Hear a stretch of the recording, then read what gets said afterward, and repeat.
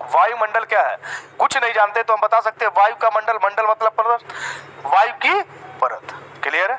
अब वायु क्या होती है? होमोजीनियस मिक्सचर ऑफ गैसेस, गैसों का समांगी मिश्रण एक तरीके से। क्लियर है? और अगर सही तरीके से देखेंगे तो वायुमंडल के अंतर्गत गैसों के समांगी मिश्रण के साथ कुछ धूल के कण भी पाए जाते हैं। बात समझ में आई कि नहीं समझ में आई?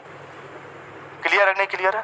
और ये धूल के कण बहुत महत्वपूर्ण होते हैं वायुमंडल में। आपको पता होना चाहिए, आर्द्रताग्राही नाभिक के बारे में आपको पता होना चाहिए। केवल धूल के कण नहीं, छोटे छोटे कण होते हैं उसमें। क्लियर है? क्लियर। और ये कण यूज होते हैं आर्द्रताग्राही के रूप में। और आर्द्रताग्राही का मतलब ये होता है वर्षा की ऋतु में या वर्षा कराट में इनका बहुत बड़ा योगदान होता है, क्योंकि इन्हीं के पास जो आर्द्रता होती है वो जमाव होता है और वहीं पे कंडेंसेशन, संघनन की प्रक्रिया होती है। क्लियर है? समझ में आई मेरी बात यहाँ तक? कोई डाउट? क्लियर है? नहीं क्लियर है? मतलब क्या है कि होमोजीनियस मिक्सचर ऑफ गैसेज या और साथ में धूल कण या आर्द्रताग्राही नाभिक। क्लियर है? नहीं क्लियर है? देखो, अगर वायुमंडल में क्षणिक परिवर्तन देखा जाता है। कैसा परिवर्तन? क्षणिक, मतलब कम समय। क्लियर है? नहीं क्लियर है? कम समय, कम क्षेत्र में, तो उस परिवर्तन को मौसम कहते हैं। क्या कहते हैं? मौसम कहते हैं। बात मेरी समझ में आई? क्लियर है? समझ में आई बात? क्लियर है? अब देखो, किसी क्षेत्र विशेष के साथ जब हम वहां के मौसम का अधिक समय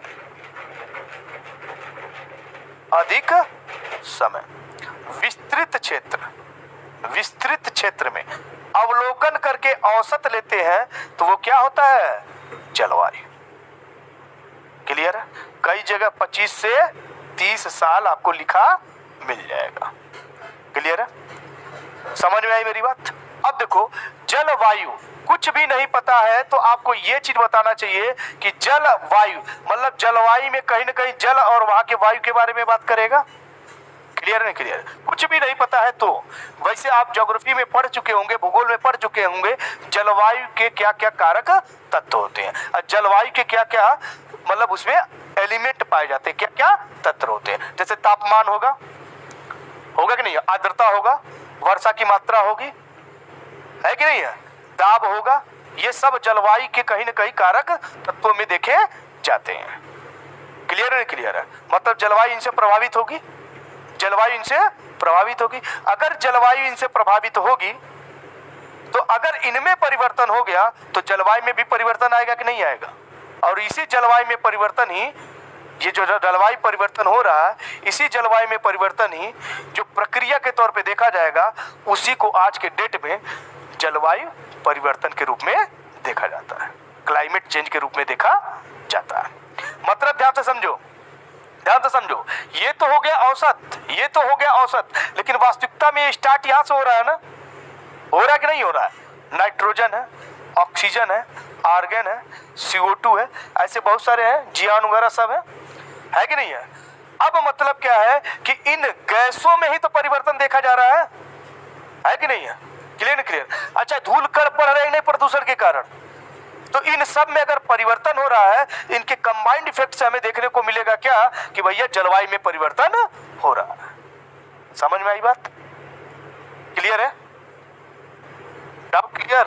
समझ में आ गई बात ना? तो जलवायु परिवर्तन वास्तविकता में क्या है कि इन गैसों में कहीं ना कहीं परिवर्तन देखने को मिल रहा है। अलग बात है कौन सी ग्रीन हाउस गैस है, वो तो अलग बात है। क्लियर नहीं क्लियर है? अब जलवायु परिवर्तन में सबसे ज्यादा प्रभाव अगर देखा जाए तो हमें भूमंडलीय उष्मन मतलब जो पृथ्वी का जो वायुमंडल है उसके तापमान में कहीं ना कहीं हमें वृद्धि देखने को मिल रहा है।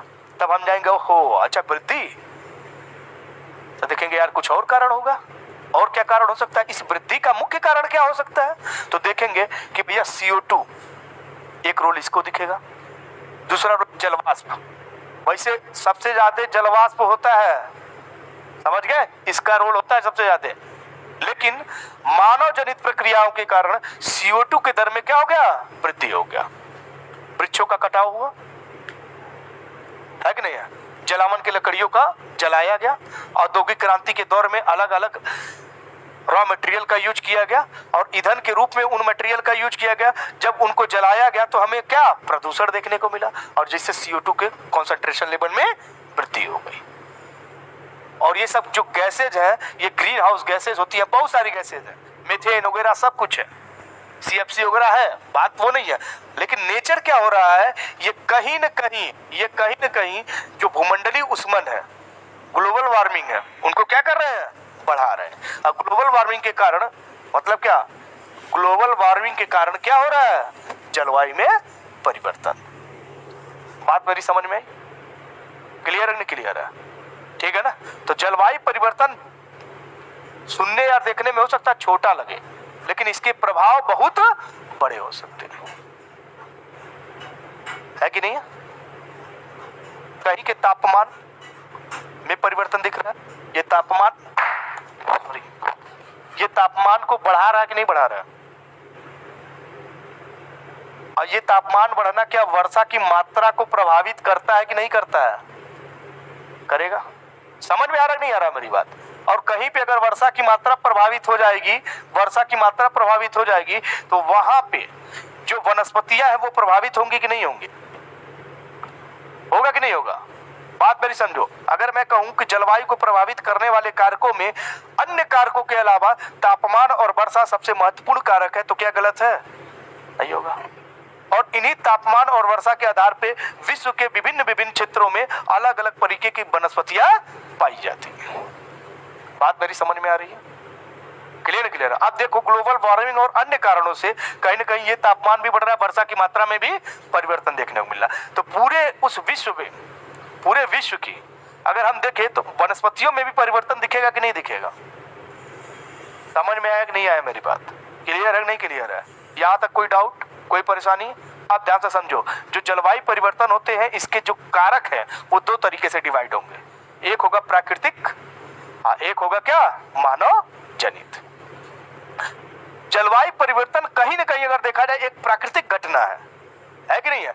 लेकिन मानव जनित समस्याओं ने इसको बहुत चिंतनीय बना दिया, समस्याप्रद बना दिया। समझ में आया? ठीक है। अब एक बात बताइए, जब पृथ्वी बनी थी तो आपको पता होना चाहिए जब गैसों का झुंड था, धीरे धीरे ठंडा हुआ। ठंडा होने का मतलब पृथ्वी बनी थी तो गर्म थी ना भाई, तो ठंडा हुआ ना भाई, तो ये भी इसके जलवायु का परिवर्तन हुआ कि नहीं हुआ? कोई प्रक्रिया हुई होगी। समझो बात को मेरा जो मैं कहना चाह रहा हूं। क्लियर नहीं क्लियर है? समझ में समझ में आया बात? अब देखो धीरे धीरे ठंडा हुआ, अब उसके बाद सारे स्थल जितने थे वो जुड़े हुए थे, सारे जल एक साथ जुड़े हुए थे। अब इन स्थल में अगर स्थल टूट गए और अलग अलग जलीय क्षेत्रों में बह के चले गए तो ये भी तो एक जलवायु परिवर्तन हो जाएगा। देखेंगे कैसे होगा इन क्षेत्रों में, है कि नहीं? जब एक साथ जुड़े थे, सूर्य की किरण कुछ और लेवल का पड़ता होगा, तापमान कुछ और रहा होगा, वर्षा का मात्रा कुछ और रहा होगा। उसके बाद टूट के अलग अलग चले गए तो वहां तापमान और वर्षा की मात्रा में परिवर्तन आया होगा, है कि नहीं? सूर्य की किरण जो पृथ्वी के झुकने के कारण जो चेंज आ रहा है उसके कारण भी जलवायु परिवर्तन देखा जाता है। पृथ्वी जो चक्र लगा रही है, परिक्रमण कर रही है ना, है कि नहीं है? रोटेशन और रिवॉल्वेशन कर रही है ना, ये भी कहीं ना कहीं प्राकृतिक तौर पे जलवायु परिवर्तन के अंतर्गत देखा जाता है। लेकिन ये क्या है? प्राकृतिक जनित है।